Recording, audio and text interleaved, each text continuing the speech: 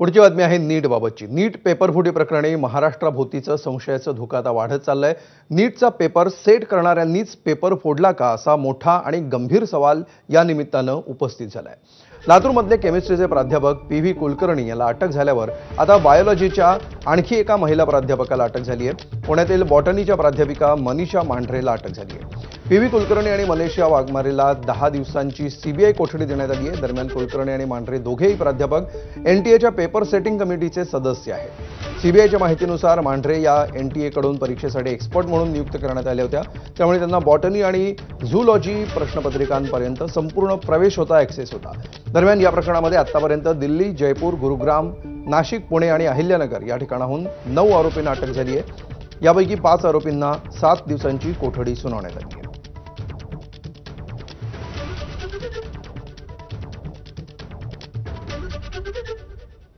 तर प्राध्यापक आणि पेपर फुटीचं नेमकं कनेक्शन काय आहे, पी.व्ही. कुलकर्णीकडून कशा प्रकारे पेपर लीक झाले, बघूया ग्राफिक्सच्या माध्यमातून।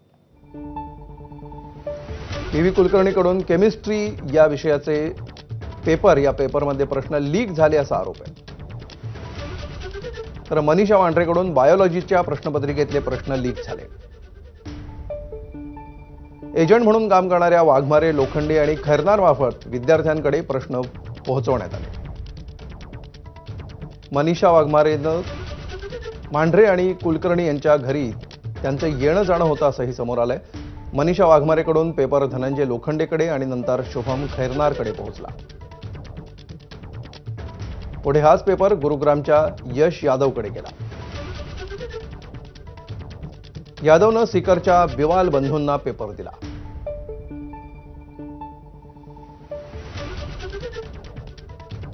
तर मनीषा मांढरे ज्या कॉलेजमध्ये शिकवत होत्या त्या कॉलेजमधील प्राचार्यांनी काय प्रतिक्रिया दिली आहे, बघूया। 24 वर्ष गेली मनीषा मांढरे आमच्याकडे ज्युनियर टीचर म्हणून ज्युनियर कॉलेजला सिनियर टीचर म्हणून काम करतात। बायोलॉजीच्या त्या टीचर आहेत।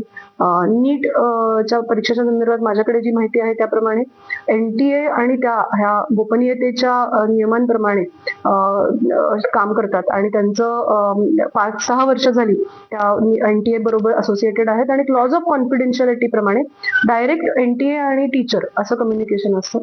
त्यामुळे आम्हाला त्या कुठे जातात पेपर सेटिंगला किंवा काय त्यांची प्रोसेस आहे याबद्दलची कल्पना ॲज अ कॉलेज म्हणून आम्हाला नक्कीच नाही। तर नीट पेपरफुटी प्रकरणी पुण्यातील आरोपी मनीषा वाघमारेचे पती संजय वाघमारेंच्या क्लिनिकवर सीबीआय अधिकाऱ्यांनी छापा टाकला। मात्र डेंटिस्ट असलेले संजय वाघमारे हे त्या दिवशी हाती लागले नाहीत। पुण्यातील बिबवेवाडी भागात असलेल्या एका इमारतीमध्ये त्याचा डेंटल डिझाईन नावाचा दवाखाना आहे। त्यामुळे आता सीबीआयचे अधिकारी मनीषा वाघमारेच्या पतीच्या मागावर असल्याचंही समोर आलंय। तर नीट परीक्षा पेपरफुटी प्रकरणी मोठी आणि धक्कादायक माहिती समोर आली आहे। नीट पेपरफुटीचे मास्टरमाइंड हे 2024 आणि 25 पासूनच सक्रिय असल्याची धक्कादायक माहिती समोर येते आहे। टेलिग्रामवर हा पेपर कसा लीक झाला आपण बघूया। नीट पेपरफुटीचे मास्टरमाइंड हे 2024 पासून सक्रिय होते। टेलिग्रामवर प्रायव्हेट माफिया नावाने एक ग्रुप सक्रिय होता। ग्रुप 2024 मध्ये पेपर लीक करण्यासाठी तयार करण्यात आला होता। प्रायव्हेट माफिया नावाच्या टेलिग्राम ग्रुपमध्ये 402 सदस्य होते। 1 मे रोजी पेपर ग्रुपवर अपलोड झाला। रात्री 11:38 पेपर ग्रुपमध्ये अपलोड झाला। ग्रुप ॲडमिननं लीक माफिया @9466 असा पासवर्ड ग्रुपवर टाकला। जो पेपर पाठवलाय तोच 99.99% परीक्षेत येईल असा मेसेज ॲडमिननं ग्रुपवर पाठवला।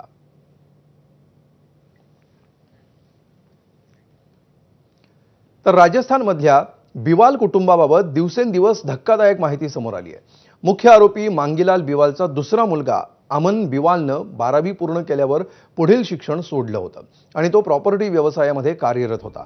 तरीही कुटुंबानं त्याला नीट परीक्षेला बसवल्याची खळबळजनक माहिती समोर आली आहे। तर मोठा मुलगा विकास बिवाल हा सवाई माधोपूर मेडिकल कॉलेजमध्ये MBBSच्या पहिल्या वर्षामध्ये शिक्षण घेतोय।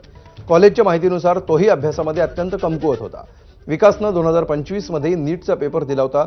त्याला परीक्षेपूर्वीच पेपर मिळाला होता। त्यामुळे तपास यंत्रणा संपूर्ण रॅकेटचे धागेदोरे उलगडण्याच्या कामाला लागले। तर भविष्यामध्ये डॉक्टर होण्याचं स्वप्न उराशी घेऊन 2 वर्ष किंबहुना त्याहून अधिक वर्ष रात्रंदिवस मेहनत घेऊन विद्यार्थी अभ्यास करतात. मात्र या अशा महत्त्वपूर्ण नीट परीक्षेचा पेपर फुटल्यामुळे ही परीक्षाच त्यानंतर रद्द करण्यात आली. त्यामुळे नैराश्यातून उत्तर पश्चिम दिल्लीतील आदर्श नगरमध्ये नुकतीच नीटची परीक्षा दिलेल्या एका 21 वर्षांच्या विद्यार्थिनीनं आत्महत्या केली आहे. या विद्यार्थिनीनं यावेळी परीक्षेत चांगले मार्क्स मिळण्याची अपेक्षा व्यक्त केली होती. तर दुसरीकडे राजस्थानच्या सीकरमधल्या एका 22 वर्षांच्या प्रदीप मेघवाल या नावाच्या विद्यार्थ्यानं आत्महत्या केली.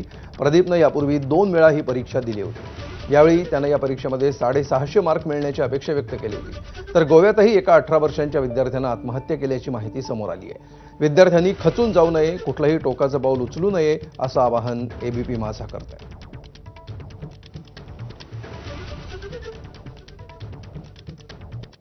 तर नीटच्या पेपरफुटीवरून राहुल गांधींनी पंतप्रधान मोदींवर टीका केली आहे. 22 लाख विद्यार्थ्यांची या सगळ्या प्रक्रियेमुळे विश्वासघात झाला. मात्र मोदींनी यावर एक शब्दही काढला नाही. धर्मेंद्र प्रधान यांना तत्काळ मंत्रिपदावरून हटवण्यात यावं अशी मागणी राहुल गांधींनी केली आहे. सिटीज में इनके लोग बैठाए गए हैं, वाइस चांसलर्स बैठाए गए हैं, प्रोफेसर्स बैठाए गए हैं.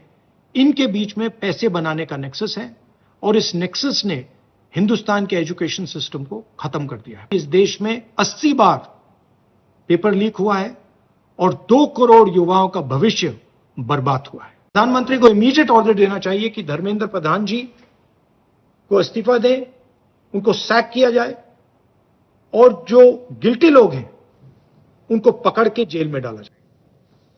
आणि आता बातमी आहे मराठा आंदोलक मनोज जरांगेंच्या आंदोलनासंदर्भात.